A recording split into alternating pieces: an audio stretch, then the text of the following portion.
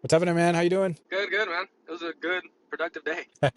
Nice. Good day to be productive. I mean, there was a lot of noise in the background regarding Tesla and all the developments here in the last almost 24 hours. Yeah, yeah. I feel like hyped for all the news. I think not just that, but I can't wait for November 7th. Like there's just so much going on in the Tesla world, like always, and I'm hyped for it. I'm happy for the people who can now enter at different um brackets for what they want to buy Tesla wise. Yeah. And by November 7th, are you referring to like the day after the shareholder meeting or No, there's a like an Optimus event. what? I totally missed that. An Oh Optimist yeah, event? I think so. That they had like Optimus, like just the head of Optimus, and it said like November 7th, like a shareholder or something, or some event or something like that. Dude, I totally missed that. When was that posted? Like in the last couple hours? Dumb Money kept talking about it all last week. I think they keep posting about it. Interesting. My assumption is Maybe, that it's a recruitment slash like showing off like Optimus 3.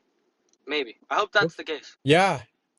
For some reason, and maybe I got hit by a coconut on the head, but for some reason I thought I heard like Chris Camillo in the Dumb Money podcast talk about how November 6th during the shareholder event, that's when he expected them to release a V3 of Optimus. Yeah, yeah. Um, Shareholder event. Yeah, that's what it is. okay, so yeah, November 6th. Yeah, I Okay, thought it was yeah, I don't. seventh. Okay, gotcha. Okay, just confusion there. Okay, yeah, we'll see. I really hope.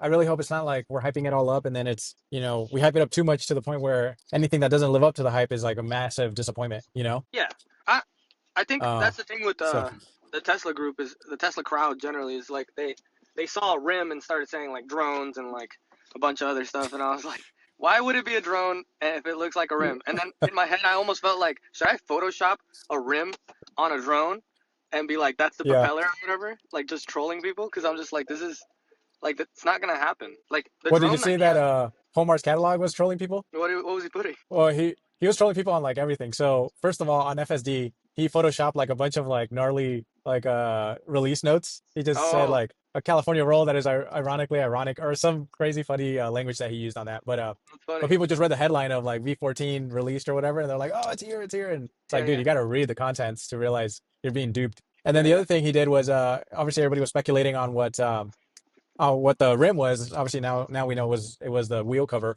but everybody was speculating that it was a fan or an HVAC, and that he photoshopped a like that rim on an actual fan, and it yeah. had like a price tag of 199 on it or whatever. And he's like, "Oh, they did it," Like so. It's pretty funny that people have these massive sort of like theories, these wild theories on what Tesla's doing, and it's like, and even Tesla I feel like kind of contributed to the hype a little bit with the spinning wheel. And I Yeah, thought, dude, come on, it's especially because they did it sideways, right? So they're just yeah. kind of trolling Tesla fans here, and everybody thought, oh, an HVAC system. I low key was kind of excited for an HVAC system. I thought, oh, dude, I would totally put in my order for that like off the bat. But yeah, it was I a feel lot of like hype, and I feel like when it comes to all this stuff is keep it simple, stupid. yes, honestly, yes. Don't overthink it. You're missing the forest for the trees. Yeah, it's too much. It's Then you overthink that like this amazing thing's gonna happen, and then something comes out that's like not what you expected. And I expected a car. I was like, yeah, it's gonna be a car. What do you mean? Like that's a yeah. rim. And then they showed the headlights a little later, and I'm like, is anyone thinking that this is like a drone and the drone looks like a vehicle? Because Right I don't now, get it. even with Tesla's 140,000 employees, I don't think they have the resources to focus on drones or on anything else other than autonomy. Like Yeah, they've made it abundantly clear over the last 6 months that autonomy is all that they're focused on right now. They don't have the time, the energy, the resources to focus on anything else for the time being until there is massive progress on robotaxi. yeah, And I think Elon Elon is now incentivized financially to make sure that that is a success. So yeah. the fact that I get it, Tesla's an exciting company. They're very innovative, and so we kind of want to see them explore new landscapes, right? With For new more efficient products, energy efficient products, and I get that. But these things take a lot of time, not only to develop but to roll out to the masses. So I think people And are to gonna create the really supply chain, yes, and everything else, there's just so much logistical work that has to yep, do with just making one product. And I feel like people don't understand that Tesla can only do so much. They're still a baby. Like they're not. I'm sorry, they're not fully grown. They're not a fully grown company. It sounds ridiculous, but they're not completely. Like someone said something. I think it was Stephen Mark Ryan, and they were talking about like design work and like logo work. yeah, That it's getting better, and I completely agree. I think like the whole three seats on the Y, like the whole Tesla diner on front on the like Optimus robot like in the front, like yeah, that little logo design, like I feel like they're finally starting to get certain things together, Yep. and it shows. And it shows like they've never advertised. They're starting to advertise a little more. Like certain things that are just like grown like company things. I feel like they're Yeah. finally touching base on that. And for people to assume like these crazy things, I love it. And I'm all for it. And I think those all those things are going to happen. I just feel like there's just so many things to focus on. Kind of like Yes. people being so fed like so caught up on the Roadster, and it's like I'm sorry, the Roadster has no real needle mover, so why would they focus on that? Like why? And not just that, but like the technology is going to be so great by the time that the Roadster does come out. Like people who will get the Roadster are going to benefit so big on that. It's going to be ridiculous. Yeah, the Roadster is interesting, especially because I forget how long ago, a couple months ago, Elon 7 years. posted. Oh, Well, remember Elon posted about how towards the end of the year they're gonna show us like one of the, or he's seen one of the best demos of all time or whatever, and that yeah, we should see that towards the end of the year. I believe. yeah, So yeah, I think all signs seem to point that it would be the finalized design of the Roadster. Otherwise, maybe it is a V3 Optimus. I think that's where kind of the consensus is. 50% is Optimus, 50% is like Roadster. So I think people have been waiting a long time for Roadster, so they're kind of yeah. dying to see something. I'm kind of a little more neutral about it. It's like if we get it, great. If we don't, we already I think waited it's 7 years. yeah, I think it's cool. The idea it sucks for the people who have been waiting that long. But again, like if you truly understand Tesla, you have to understand that that is not on the top of their list. And Yes. Optimus Robot is probably is 1,000 times more important than the Roadster. Yes. And then kind of circling back to like the more affordable vehicles that were announced today, I will say personally, my immediate reaction was kind of like a little bit of disappointment in the price tag. Mm, And right away I thought of like Jeff Lutz, where, Jeff has been beating the drum on Tesla wouldn't be reserving real estate on their quarterly earnings releases for a product that they're only going to strip out features from. And so far it seems like that is kind of the case where they just strip down a Model Y, strip down a Model 3, and then, they reduce the price by a few grand or whatever. And yeah, I think everybody, like I said, everybody overhyped it. Everybody was expecting maybe like a 35.9 or a 34.9, call it a 35K price tag or less. And then of course, considering inflation over the last 5 years, that's just really hard to do in today's economic environment. But yep. then two, I think there might be more that meets the eye. And again, I don't want to overhype something that Tesla hasn't even announced, or I'm sure they're thinking about it, but who knows what they'll execute on. But I think today Herbert was talking with Jeff Lutz on how how Tesla's focus might be more on like the leasing price, like the monthly price. Because if you think about it, Mm, a lot of folks who are more kind of price sensitive, they go to a car dealership when they're looking to buy a car, and their main focus, and the car dealers, they know this too, because the first thing they ask you when you're interested in a car is what kind of monthly payment are you looking for. That's the yeah. first thing they ask you. They never ask you what's the total amount of loan are you looking to take out. They always look at, they're always asking what's your monthly payment that you're looking for. Yeah. And Yeah. so that's what Tesla might be focusing on or honing in on with the lease is, hey, if you can lease a Model Y for like $300, 250 even, that might be a bit of a stretch, but like $300, that might be the way to go. But if you still want to buy the car, you can still buy it. It's just going to be at 36, 37K for the Model 3 or whatever. But at the end of the lease, if you end up leasing it because you just want that lower monthly payment, that's like would effectively, for the most part, they would get the car back. Obviously, the leaser can still buy it at the end of the lease, but they would get the car back, and then that's a more affordable vehicle that they could just throw into the robotaxi network, and Yeah. then make money off of a used car, like Yeah. recurring revenue. So it financially, from that standpoint, I can see it. I can see that being valid, but It makes a lot um, of sense. yeah, yeah. So I think for the most part, long story short, Tesla is going to want folks that are interested in lower cost vehicles to kind of lean more towards leasing if they really want that lower monthly payment. That way, for the most part, Tesla will get that back at the end of 2 or 3 years, and then they can just, by then for sure, the robotaxi network will be fully fleshed out. They just throw it into the fleet, and then they have another several assets in the fleet that are making an income. So I Yeah. think that seems to pass the smell test. Yeah. I think the interesting part is I thought the same thing on the price. I thought, well, $4,000 cheaper Model Y than the the whatever they want to call it. That's The cool and premium. all, like, but yeah, the premium one. But that's not much of a difference for 4,000. Like, you might as well get the premium if you're gonna go buy a car. And I think that's the But the thing. It's leasing like, if idea is actually pretty cool. go ahead. Go ahead. I was just gonna say that's the thing that Tesla might be doing Oh, too, is they just want folks to be like, oh, another few grand. All right, I'll just shell out the money for the extra premium features. yeah, and the leasing idea is really cool in the sense that exactly Tesla gets theirs back, and then for people who can't necessarily afford to buy the car, but they want to have the car, in the future, it's very possible that most people are going to start leasing their vehicles more than owning, and eventually like slowly not have a car at all and just have a Tesla subscription service where they get the car to pick them up. Like I can imagine that being the future of vehicles generally, and being like, well, I know Tesla's in these general locations. I don't think I'm going to buy a car and I don't want to buy a Tesla. So what I'm going to do is I'm going to lease a car for a while. And once it's readily available in my general area, then I'll get rid of my car completely and I'll just use full self-driving like or the robo taxi service and I'm good to go. Yep. So I can imagine it like slowly being that way and eventually no one driving cars in the future because of the fact that no one even owns a vehicle Yeah. Yeah, I except for agree. the people that will do fleets. Yeah, honestly, I think there are kind of two types of buyers, or really, yeah, two types of buyers. One is literally someone who wants to have a fleet of, 10 to 15 Teslas or whatever and manage their own robotaxi fleet in the future, but they don't want to shell out for all the premium features that, are probably going to get dinged up with, constant folks going in and out of your car, spilling drinks, obviously vomiting sometimes when you're, late on a Saturday night or whatever. So, Fair. yep. So I think a lot of folks are going to be like, well, 35K for the Model 3 now. It's like, hey, I can deal with that. I'll buy 10 of those, 350K. I expect to hopefully make about, 750 to $1 million a year in revenue by my cost being 300K or whatever. Yeah. So I feel like there's that kind of buyer, and then the other buyer is, like you said, the more extreme kind of cost sensitive one. But then at the same time, as robotaxi continues to ramp, at that point they should just consider robotaxi, right? Because robotaxiing everywhere, you're paying less than a few $100 a month. That's definitely less than what a car would cost with insurance, registration, and then of course your monthly payment. So I think that that's kind of like the other end of the spectrum there.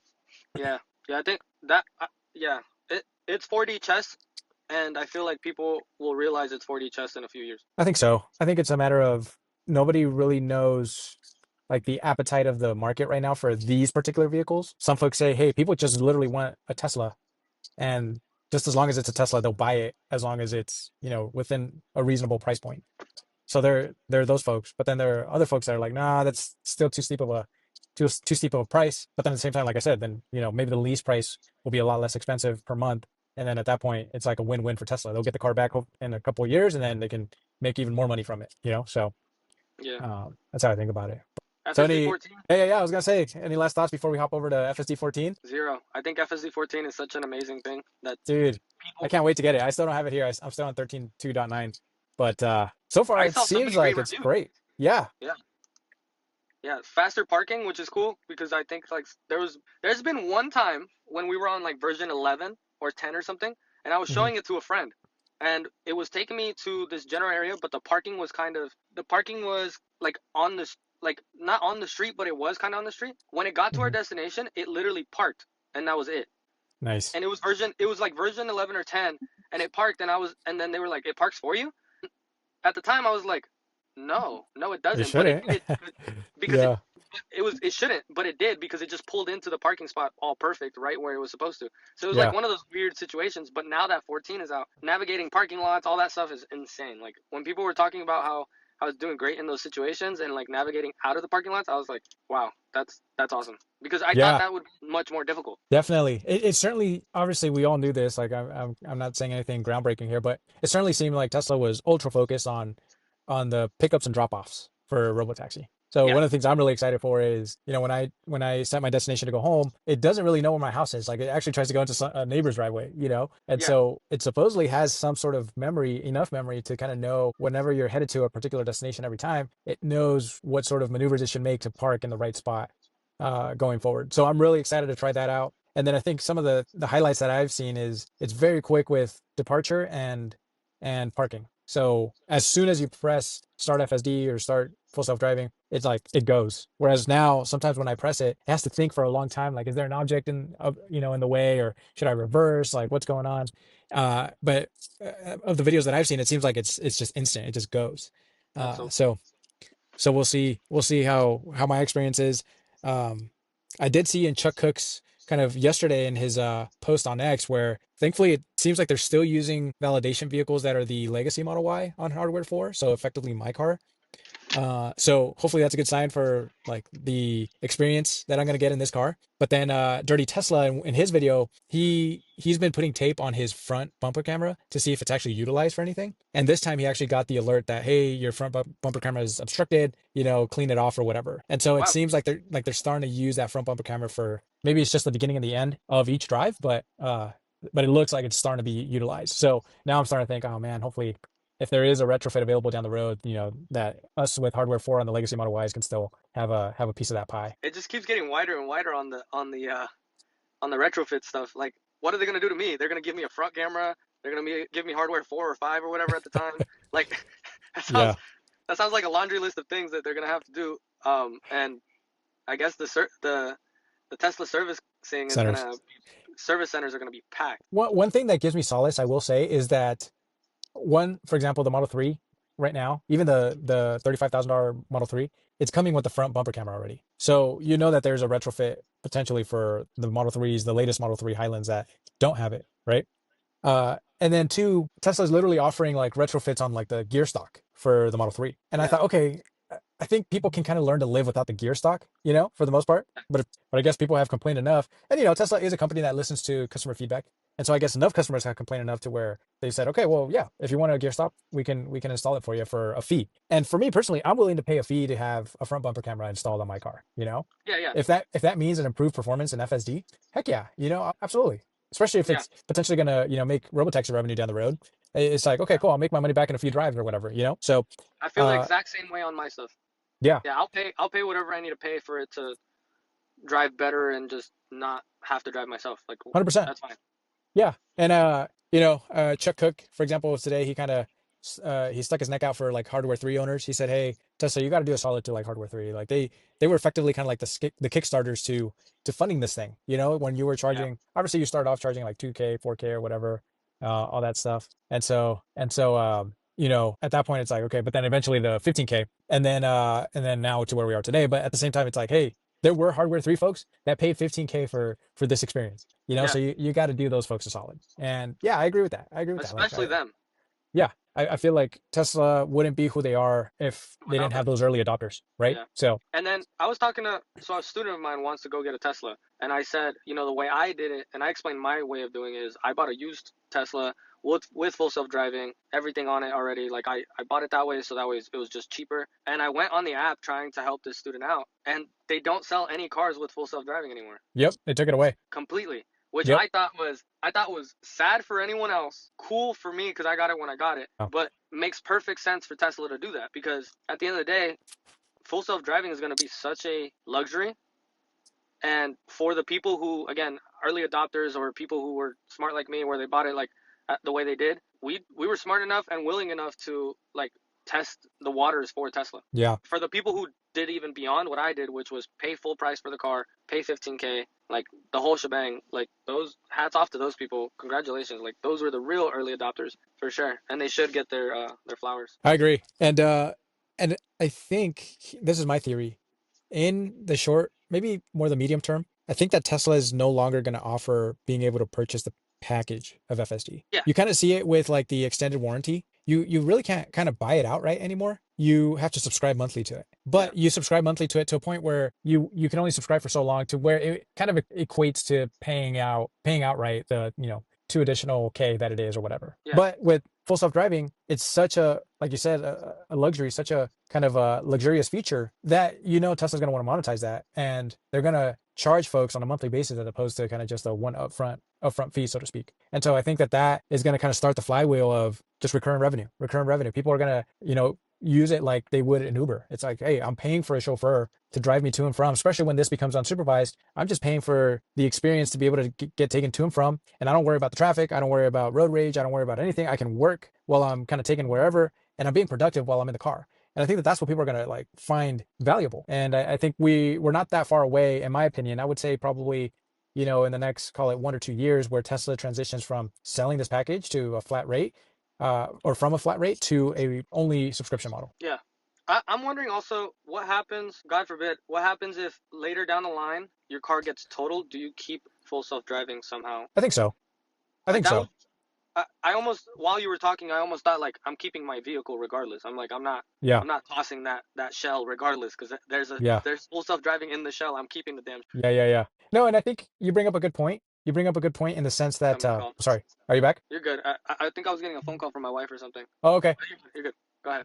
Yeah, we can cut it here in like 5 or 10 minutes if that works. No, it's I all was good. gonna It's all say good. I was gonna say that you bring up a really good point, and interestingly enough, that point kind of supports my thesis that if you are concerned about your full self driving going away, if you were to get your car totaled, that's where the subscription comes in, right? Because you can just unsubscribe from one car, the next car you do get, hopefully is also a Tesla, and you just subscribe to that one as well. It's the same rate, so it's like Yeah, kind of pick up where you left off. So I think that it makes sense even financially in that sense. But I would think that if you do have a Tesla where you purchase the package outright and you do get totaled, you'd be able to transfer it. I I think you almost can right now if you were to buy it. yeah, I almost feel like it'd be like a Netflix subscription where like you're part of my family, you get a Netflix subscription, you get a Netflix subscription. Yeah, You're just handing them yeah, out to your family members and be like, just don't go on my account, you should be good. that's interesting actually. Because well, I guess you have to like assign it to a VIN, right? So it's Yeah, not yeah, like you you can you would, you can but spread it's it. just so like I'd be Yeah, what happened. Someone was calling me again. It wasn't my no, wife. all good, all good. But yeah, I just think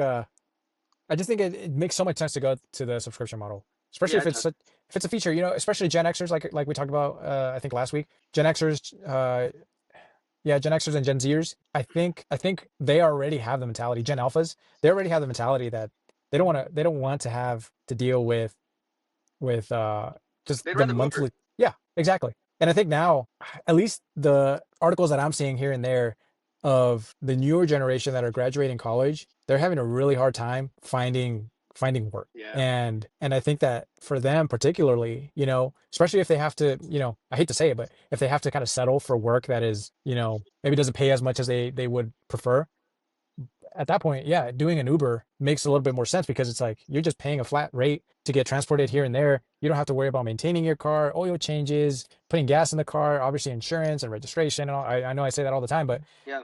all that stuff adds up on a monthly and a yearly basis. It adds up. So I think Gen Alpha for sure, Gen Zers, Gen Xers. I think that they definitely are the generations that are going to be like, hey, I don't want to have to deal with car ownership. So I think the technologies are all converging at the right time in this timeline, where the next generations, like call it younger than millennials, I don't think they don't really want to kind of have to deal with the hassle of driving to and fro everywhere. I think So also there's an added fear from that generation. From my sister's generation and down, they yeah, just don't want to even touch a vehicle. They don't even want to think about maintaining. They don't want to think about registration. They don't even want to know where you register it. Like they don't want to know. Like it's to the point where if the app is easier than owning the vehicle itself, everything else is a hassle. yeah, And exactly. when Tesla makes it where it's just the app, which they've made it easy enough, I downloaded it on my phone. I'm sure you did too. Like all like all my Tesla nerdy friends, they all got it on their phones now. So it's like Yeah, even though it's not even here, and then I can't imagine once Tesla's around, for every single person who doesn't want to touch a car will have it on their phone. And yep. the realization of Tesla just being incredibly cheap compared to Uber, that's gonna be like the most game Money changing. talks. Yeah, Yep, like it doesn't matter how like you feel about Tesla or Elon or anything. It's just gonna be like it's cheaper. Why would I do anything else? It's kind of yep. like the people that try to protest like Walmart a while back ago, and That's it's what we like were saying last week. Yep. yeah, and they'll still go to Walmart because it's just so much cheaper. Like, why would you? It's tough. It's like I get some people's like how much is it gonna take for me to buy you out? Like, what is it gonna cost for people to be like, you know what? I'm forgoing all my morals because it's way cheaper to just do this, and my life is just easier. Like, right Yeah, morals. And again, like for us that see it differently than some people, I feel like I don't see any issue with Tesla, and I don't see any issues yeah. like From an ethical thinking standpoint, yeah, yeah, but again, I feel like some people like, how are you going to blame Tesla or Elon or whatever for saying that like the cars aren't ethical, other than saying like, oh, they're just trying to take our money. Like, okay, uh, it's also incredibly cheap for you to move around. AKA, you're saving a ton of money giving them your money. So what's the issue? yeah. No, and I think that will be enough to convince the masses. Hopefully they have kind of the sort of the common sense to understand, hey, if I'm saving several $100s a month, not having to deal with a car, Several why hundred would I dollars complain and about a that? headache. And a headache. That's why people use Amazon all the time. It's like, dude, I can get all my toiletries, like all my personal items, I can get them just delivered next day. I don't have to go to a grocery store, get into my car, drive, potentially risk my life, with a drunk driver out there. Like it just Yeah, comes to me, And so I think that once it's the convenience factor, people want convenience. and they're willing to, and thankfully Tesla's going to offer that at a very reasonable price. People are going to see that and be like, dude, it's a win-win. It's relatively low priced. It's convenient. I get from point A to point B. It's an incredibly safe vehicle. Why would I complain about this? So I think it's a win-win. It's a win-win for people. So